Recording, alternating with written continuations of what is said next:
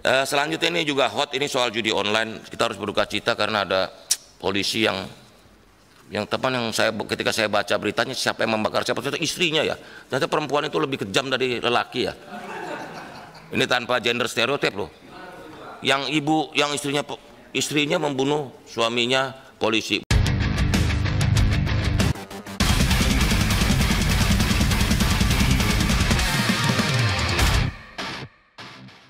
Ada berita menarik yang baru saja saya terima. Seorang polwan membakar suaminya yang juga seorang polisi karena kesal uang suaminya itu habis buat judi online. Pasangan ini punya 3 anak yang masih kecil-kecil dan butuh biaya perawatan yang besar. Tetapi gaji suaminya selalu kurang setiap bulan karena akhirnya diketahui kalau suaminya itu kecanduan judi online. Sang istri kesal dan saking kesalnya dia menyiram tubuh suaminya dengan bensin dan menyalalah api di seluruh badan suaminya yang membakar habis dan menyebabkan suaminya akhirnya meninggal. Miris? Ya, miris banget. Dan yang bikin tambah miris adalah komentar Menkominfo Budi Ari ke wartawan dengan bercanda terhadap kasus itu. Dia mengatakan ternyata perempuan itu lebih kejam dari lelaki. Budi Ari ini seperti tidak punya empati bahwa kasus judi online ini sudah memakan banyak korban jiwa. Menurut Rahman Mangusara, founder Center for Financial and Digital Literacy, selama hampir 1,5 tahun saja dari tahun 2023, sudah ada 14 kasus bunuh diri karena masalah judi online ini. Dan sebagian besar mereka yang bunuh diri itu ada di usia 19 sampai 30 tahun. Banyaknya kasus bunuh diri karena judi online, termasuk pembakaran seorang suami oleh istrinya yang sama-sama polisi itu, menunjukkan bahwa dampak negatif dari judi online itu tidak main-main. Menurut banyak ahli, kecanduan judi online itu mirip dengan kecanduan narkoba. Ada hormon di otak yang mendapatkan kenikmatan ketika aktivitas judi itu dilakukan mereka. Dan tidak semua orang itu bisa mengontrolnya.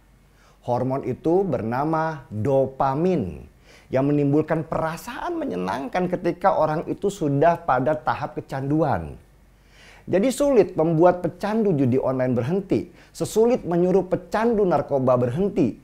Karena mereka yang kecanduan terus-menerus membutuhkan perasaan yang menyenangkan itu.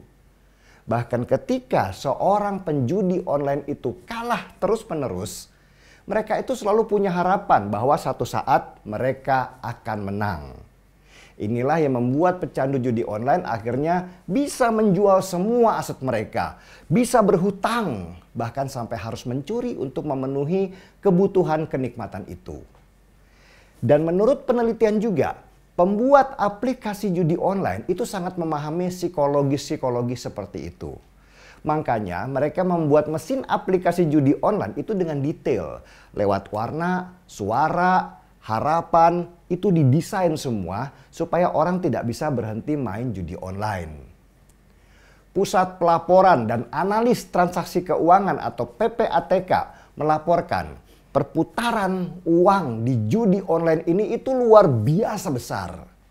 Total perputaran uang di judi online di tahun 2023 saja itu ada sekitar 327 triliun rupiah dalam 168 juta transaksi. Dan ditemukan ada lebih dari 3 juta warga Indonesia yang bermain judi online dan melakukan deposit pada situs judi online. Ini yang mengherankan saya sebenarnya. Kenapa sih sulit sekali memberantas judi online tetapi gampang sekali melacak perputaran uangnya? Kalau membaca laporan Kominfo, mereka menyatakan sudah berusaha keras memberantas judi online dengan menutup alamat situs-situs judi online yang ada. Tetapi situs judi online itu, kata mereka, berpindah alamat terus sehingga sulit dilacak. Tapi kan kalau PPATK saja dengan mudah memantau transaksi judi online, Berarti mereka juga tahu kan bagaimana model transaksi uangnya, yang pasti modelnya adalah transfer ke bank dalam negeri. Kan tinggal kerjasama dengan banknya untuk menutup akun rekening yang jadi tempat menerima uang-uang itu. Dan server judi online seharusnya tidak ada di Indonesia, tetapi di negara-negara yang menghalalkan judi seperti Thailand dan Laos. Tetapi dengan memblok pembuatan akun untuk menampung transaksi judi online di bank dalam negeri, seharusnya sudah masuk ke wilayah pemerintah kita. Karena akan sulit sekali pemain judi online harus transfer ke bank di luar negeri. Tapi semua itu pada intinya bergantung keseriusan aparat saja.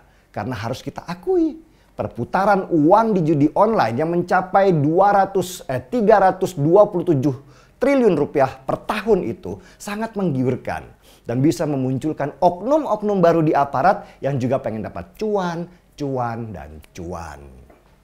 Jadi seberapa serius pemerintah dan aparat kita memberantas judi online? Kita tanyakan dulu pada secangkir kopi yang mau saya seruput ini.